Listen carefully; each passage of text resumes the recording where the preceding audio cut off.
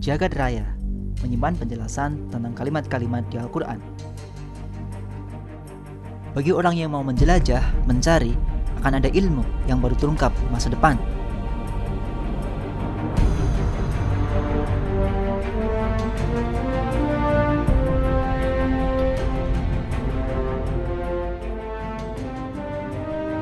Nusantara, 17.000 pulau, negeri besar yang kaya akan mitos dan legenda. Borobudur, tidak diragukan lagi, adalah salah satu keajaiban dunia. Ada pula Keraton Boko, sisa kerajaan yang megah. Bukti bahwa di tanah Jawa pernah ada kejayaan peradaban di masa lalu. Adakah hubungan di antara keduanya? Kita akan mengadakan petualangan spiritual. Ke masa jauh sebelum Nabi Muhammad diutus, kita akan mengupas, menginvestigasi, dan mereinterpretasi kisah Nabi Sulaiman dan Ratu Saba seperti yang tertulis di Al-Quran. Kisah ini mungkin terjadi tidak jauh dari tempat kita berada sekarang. Negeri Saba ada di kisah Nabi Sulaiman.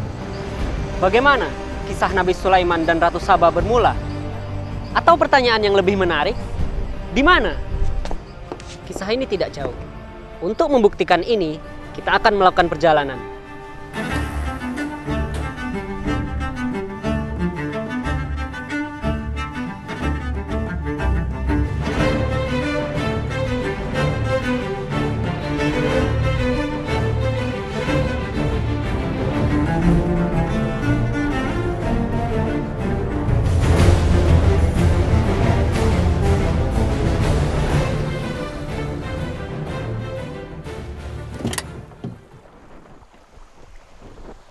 Kiai Haji Fahmi Basya merunut kisah itu satu persatu dari Al-Quran. Berlokasi di Pulau Jawa, Indonesia.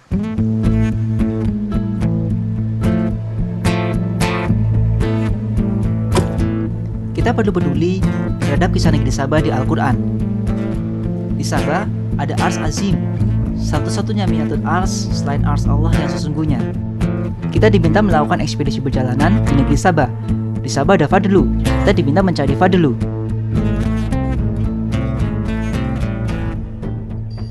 Menurut surat An-Naml ayat 18, dalam suatu perjalanan, Nabi Sulaiman sampai di atas lembah semut. Jadi pastilah waktu itu beliau sedang berada di tempat yang tinggi. Di situ ada penekanan bahwa dia tidak berada di dasar lembah semut, tapi pakai 4 kata, hatta, iza, atau ala. Jadi kata ala ini menunjukkan bahwa dia berada di atas lembah. Pada waktu itulah dia mendengar suara semut. Pertanyaannya adalah, di manakah lembah semut itu?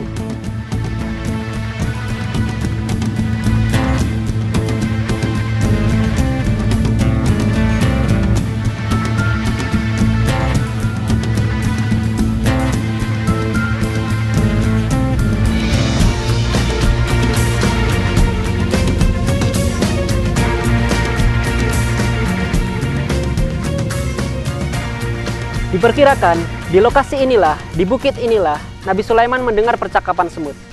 Itulah mengapa kisah ini akrab dengan dunia anak-anak. Di sini pula lah Nabi Sulaiman memeriksa tentaranya, lalu berbicara dengan burung hudhud.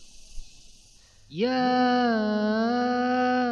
ayyuhan namlu dukhulu masakinakum la yahtimannakum Sulaiman. Burung hudhud mengatakan bahwa dia dari Saba dan dia dapati seorang perempuan menguasai mereka. Dan baginya ars yang azim. Dia dapati bahwa mereka menyembah matahari atau bersujud kepada matahari dari selain Allah. Setelah itulah kemudian Nabi Sulaiman memberikan sepucuk surat kepada burung hudhud untuk dilemparkan ke Saba. Nabi Sulaiman mengatakan, izhab bi kitabi haza. Pergilah dengan kitabku ini. Maka burung hudhud mengambil kitab itu atau tulisan itu, dan melemparkannya di Sabah. Ratu Sabah memiliki tentara yang kuat. Ratu Sabah sempat mengirimkan hadiah kepada Nabi Sulaiman, namun ditolak. Dan Nabi Sulaiman mengatakan kepada para malaknya, siapa dari kalian yang bisa memindahkan arsnya sebelum mereka datang kepadaku dengan menyerah? Lalu dijawab oleh jin Ifrit, aku bisa pindahkan dia sebelum engkau beranjak dari tempat berdirimu. Pada waktu itu juga seorang yang berilmu kitab mengatakan, aku bisa pindahkan dia sebelum pemandanganmu kembali kepadamu. Dan dengan serta-merta, ars itu langsung pindah berada di sisi Nabi Sulaiman. Kita akan kembali ke zaman Nabi Sulaiman. Tapi di zaman itu mungkin belum ada gardu pandang seperti ini.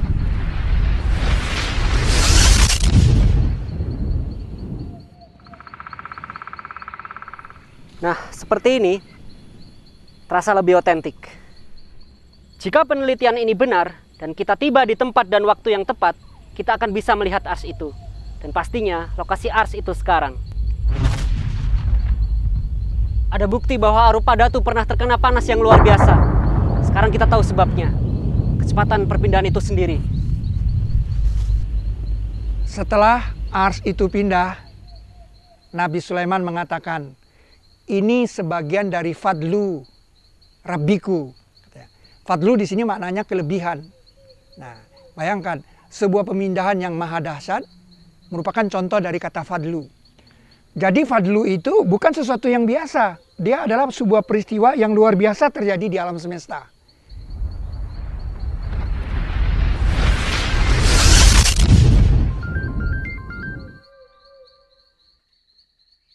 Oke, kita kembali ke peradaban.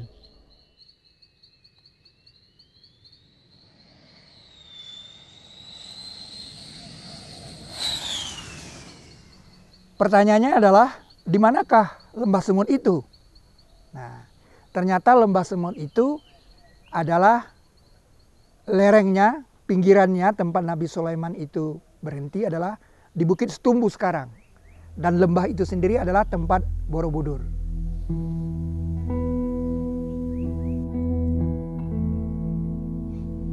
Penemuan negeri Sabah di Indonesia bermula dari tulisan Kiai Haji Fahmi Basya. Lahir di Padang 13 Februari 1952, Fahmi Basya adalah seorang penulis, peneliti, dosen, penceramah, bahkan seniman. Ketertarikannya pada matematika dan Al-Quran melahirkan buku Matematika Islam 1 yang pernah dinobatkan Dignas sebagai buku terbaik dan dibagikan ke 6.000 sekolah di Indonesia. Tahun 1984, berbekal mesin ketik dan rugos, terbitlah buku pertamanya berjudul 1 Million Phenomena, 1 juta fenomena Al-Quran.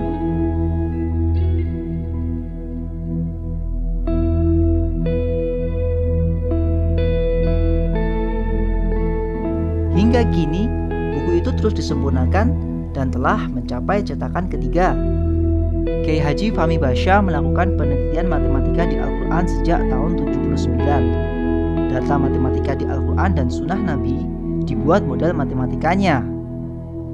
Fahmi Basya menemukan model piramida 286 dari Al-Quran. Dari atas mirip Arupa Datu Borobudur, yaitu bagian atas Borobudur. Dari kesamaan ini, penelitian terhadap Borobudur mulai dikembangkan. Borobudur adalah ars yang dipindah pada kisah Sabah di Al-Quran.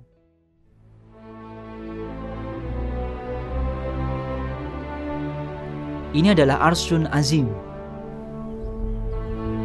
Satu-satunya pernyataan Arsy Azim di Al-Quran selain Arsy Azim kepunyaan Allah yang sesungguhnya.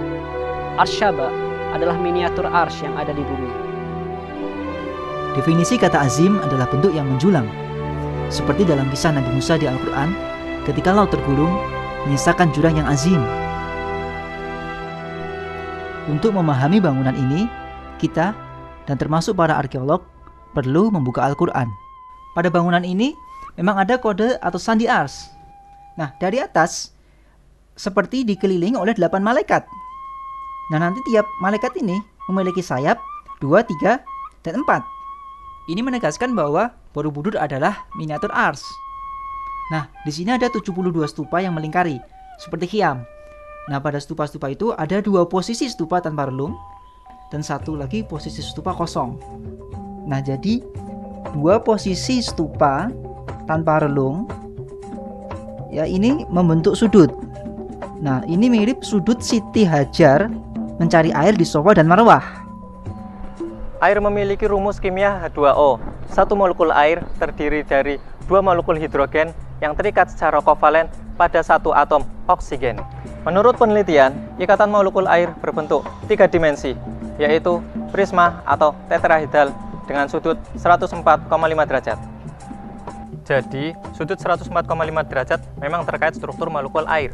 Di Al-Quran ada pernyataan bahwa arsy-nya atas air. Di bangunan ini ada gambar teratai sebagai kode air. Di Arupa Datu ada model 3 lingkaran. Apakah ini kode kerajaan? Nabi Ibrahim juga diberi kerajaan. Di bangunan ini ada persamaan 19 juga. Jika stupa terbuka di kanan adalah nomor urut 19 pertama, maka stupa terbuka di kiri menjadi nomor urut 19 yang terakhir. Keistimewaan angka 19 ini sama dengan matematika di Al-Quran. Fahmi Basya membahasnya lengkap di buku Matematika Islam 1, 2, dan 3. Selain itu juga dibahas langsung di Flybook Internet dan dikupas langsung di training-training SSI DLA. Ada pula kode nomor surat Al-Quran di arsitektur ini, yakni angka 1, angka 9, dan angka 27. Di Al-Quran, pada surat ke-1, surat 9, dan surat 27, posisi dan jumlah kalimat basmalahnya istimewa. Bagaimana bisa ada persamaan angka-angka tersebut dalam satu kesatuan bentuk bangunan? Ini pasti melibatkan orang yang berilmu kitab. Sangat sulit dibuat oleh sembarang orang.